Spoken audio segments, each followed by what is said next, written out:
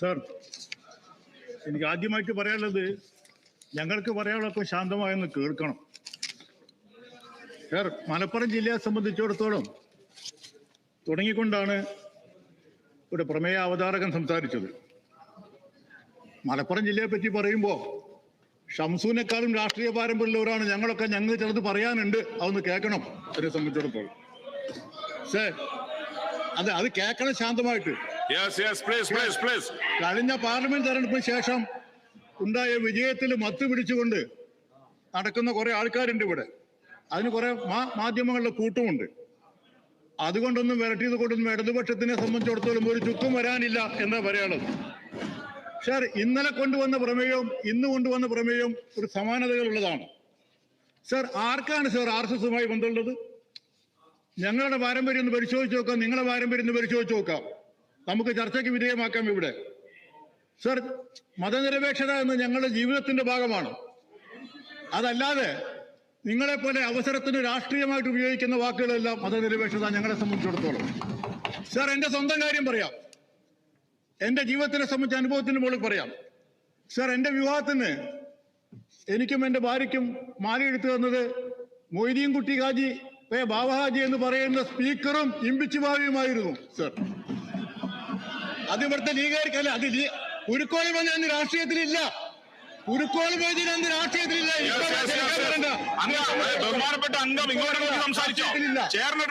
അതിനെപ്പറ്റി ഓർക്കണ്ട.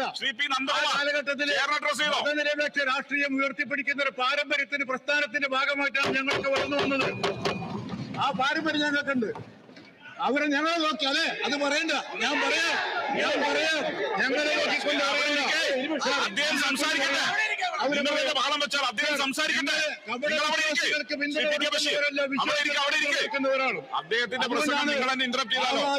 ഞാൻ ക്ഷണിച്ചത്. ബഹുമാനപ്പെട്ട മുഖ്യമന്ത്രി RSSന് കൂട്ടുനിൽക്കുകയാണ്, അതിന് പോലീസിനെ ഉപയോഗപ്പെടുത്തുകയാണ്. സർ, മലപ്പുറം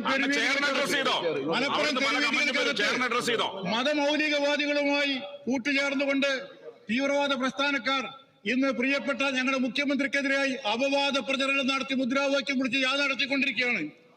അതിനെ അഴിച്ചുവിട്ടത് ആരാണെന്ന് ഈ കുട്ടിക്കൊരങ്ങന്മാരെ കൊണ്ട് ചുടുചോറ് നിൽക്കുന്നത് ഈ ഇരിക്കുന്ന പ്രതിപക്ഷമാണ്, മുസ്ലിം ലീഗുകാരാണെന്ന് പറയാൻ ഞാൻ ആഗ്രഹിക്കുക. സർ, അവരാണ് നടത്തിക്കൊണ്ടിരിക്കുന്നത്. മുഖ്യമന്ത്രി മലപ്പുറം ജില്ലയെ സംബന്ധിച്ചിടത്തോളം എതിരാണത്രേ. ഇന്നലെ പ്രമേയയോഗം പറഞ്ഞു. സർ, മലപ്പുറം ജില്ല രൂപീകരിച്ചെന്ന 969 ജൂൺ 16 അന്ന് മുഖ്യമന്ത്രി ഈ സതീശന്മാരുടെ നേതാവല്ല, അന്ന് കമ്മ്യൂണിസ്റ്റ് പാർട്ടി നേതാവായ സഖാവ് EMS നമ്പൂതിരിപ്പാടായിരുന്നു എന്ന് നിങ്ങൾ ഓർക്കണം. അന്ന് ജനസംഘം നടത്തിയിട്ടുള്ള സമരം ഗാന്ധിയുടെ ശിഷ്യനാണെന്ന് പറയുന്ന കേളപ്പന്റെ നേതൃത്വത്തിൽ വടക്കേന്ത്യ സന്യാസിമാരെ കൂട്ടിക്കൊണ്ടുവന്ന് മലപ്പുറം തെരുവീതികൾ സമരം നടത്തിക്കൊണ്ടിരിക്കുന്ന ഘട്ടത്തിൽ അവർക്ക് ഊക്ക് നൽകാൻ വേണ്ടി അന്നത്തെ കോൺഗ്രസിന്റെ നേതൃത്വത്തിൽ മലപ്പുറം ജില്ലയിൽ നിന്ന് വഴിക്കടവിൽ നിന്നും ചമരവട്ടത്തു നിന്നും 2 ജാഥ പുറപ്പെട്ടു. നിരവധി ഉപജാഥകൾ, തെരുവീതികൾക്കകത്ത് പ്രസംഗങ്ങൾ. ആർക്ക് വേണ്ടിയിട്ടാണ് പറഞ്ഞത്? ഈ കോൺഗ്രസുകാരല്ലേ? കോൺഗ്രസുകാർ ജീവിച്ചിരിക്കുന്ന ആൾക്കാരാണ്. നിങ്ങളൊക്കെ പുതിയ രാഷ്ട്രീയക്കാർ അവരെ സംബന്ധിച്ചിടത്തോളം ആ തെരുവീതികൾ മുഴുവൻ മുദ്രാവാക്യം വിളിച്ചുകൊണ്ട് നിങ്ങൾ ആ ജില്ലക്കെതിരായി പറഞ്ഞു. ഇനി നിങ്ങൾ അധികം പറയണ്ട, അസംബ്ലിക്കകത്ത് രേഖകളുണ്ട്. സംസാരിച്ച സംബന്ധിച്ച് കരുണാകരന്റെ പ്രസംഗം അസംബ്ലിക്കകത്തുണ്ട്.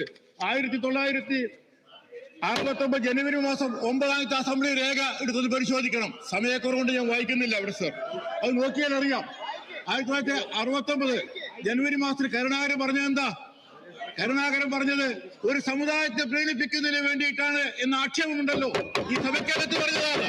മാത്രമല്ല, അതിന് സാമ്പത്തിക സഹായം എവിടെ നിന്ന് കിട്ടി എന്നാണ് കരുണാകരൻ ചോദിച്ചത് ഈ നിയമസഭയ്ക്കകത്ത്. 1965 ജനുവരി 9 അന്ന് 3 പ്രസംഗങ്ങളാണ് ശ്രദ്ധേയമായത്. PS ശ്രീനിവാസന്റെ, PM അബൂബക്കറിന്റെ, കരുണാകരന്റെ.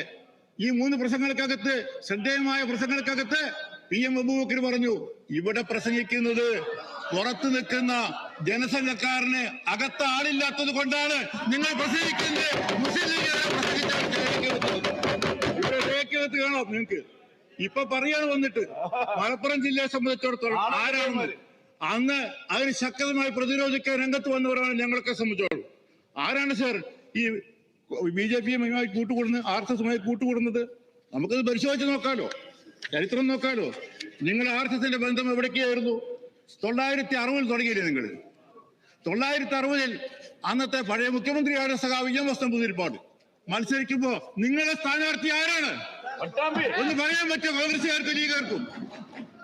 സംഘപരിവാറിന്റെ പ്രവർത്തകനായിട്ടുള്ള ആളെ സ്ഥാനാർത്ഥിയാക്കി നിർത്തിക്കൊണ്ട് സഖാവ് EMSനെതിരായിക്കൊണ്ട് അന്ന് തുടങ്ങിയതാണ് നിങ്ങൾ BJP ആയിട്ടുള്ള ബന്ധം. ഇന്ന് തുടങ്ങിയതല്ല BJP ആയിട്ടുള്ള ബന്ധം, അന്ന് തുടങ്ങിയതാണ് BJP ആയിട്ടുള്ള ബന്ധം. അല്ല എന്ന് പറയാൻ പറ്റുമോ? ജനസംഘത്തിന്റെ ഒരാളെ പിടിച്ച് സ്ഥാനാർത്ഥിയാക്കി നിർത്തിക്കൊണ്ട് അന്ന് നിങ്ങൾ മത്സരിച്ചോടെ EMSനെതിരായിക്കൊണ്ട് 960 അന്ന് തുടങ്ങിയത് മറക്കണോ? ഷംസുൽ കൂട്ടുകാർ മറക്കണോ? ബേപ്പൂർ മോഡൽ ആരാ? ബേപ്പൂർ മോഡൽ മറക്കണോ? TK ഉംസക്കെതിരായിക്കൊണ്ട് സ്ഥാനാർത്ഥിയാക്കിയതാരാ? മാധവൻകുട്ടിയെ. ആരാണ് മാധവൻകുട്ടി? സംഘപരിവാറിന്റെ പ്രവർത്തകൻ. അന്ന് ബാബരി മസ്ജിദ് തകർക്കാൻ വേണ്ടി ശിലാന്യാസത്തിന് വേണ്ടി കല്ല് കൊണ്ടുപോകുമ്പോൾ ആ കല്ല് പോലീസ് വ്യക്തി മാധവൻകുട്ടിയെ സ്ഥാനാർത്ഥിയാക്കിയിട്ടല്ല ആൾക്കാർ ഇവിടെ RSS ബന്ധത്തെ പറ്റി ഞങ്ങളെ നിങ്ങൾക്ക് പറയാൻ പറ്റുമോ? RSS ബന്ധം പറ്റിയിട്ട് അന്ന് TK ഉംസക്കെതിരെ സ്ഥാനാർത്ഥി ആരായിരുന്നു? നിങ്ങൾ നിർത്തിക്കൊണ്ടുവന്നില്ലേ? ആ പൂജിച്ച കല്ല് അതേപോലെ തന്നെ ഇത് എന്റെ ആരാധനയുടെ ഭാഗമാണെന്ന് പറഞ്ഞ വ്യക്തിയാണ് മാധവൻകുട്ടി. ആ മാധവൻകുട്ടിയാണ് നിങ്ങൾ കൂട്ടുകൂടുന്നത്. മതിയോ? നിങ്ങൾ അവസാനിപ്പിച്ചോ? സമയക്കുറവ് നടക്കുന്നതാണ് സർ. ഈ പോലീസ് സംഘപരിവാറിന്റെ ബന്ധത്തെ പറ്റി പറഞ്ഞുകൂടി സർ. ശ്രീ കുറുക്കോളി അദ്ദേഹം പ്രസംഗിച്ചോളൂ. അദ്ദേഹം പ്രസംഗിക്കണം, നിങ്ങൾ ഡിക്റ്റേറ്റ് ചെയ്യണ്ട. നിങ്ങൾ പറഞ്ഞോ സർ. ഈ UDF നിയോഗിച്ച സപ്പോർട്ട് ചെയ്തു മറക്കണ്ട സർ. പിൻകാലത്ത് RSS BJP അനുഭവം തുറന്നു പറഞ്ഞ ആളല്ലേ?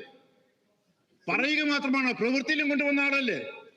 ആ സംഘപരിവാറിന്റെ പ്രവർത്തകനായി എന്ന് ഞാൻ പ്രവർത്തന വിശ്വാസമുള്ള ആളാണെന്ന് പറഞ്ഞ ആ സെൻകുമാറിനെ പിന്തുണച്ച ആരാണ് സർ?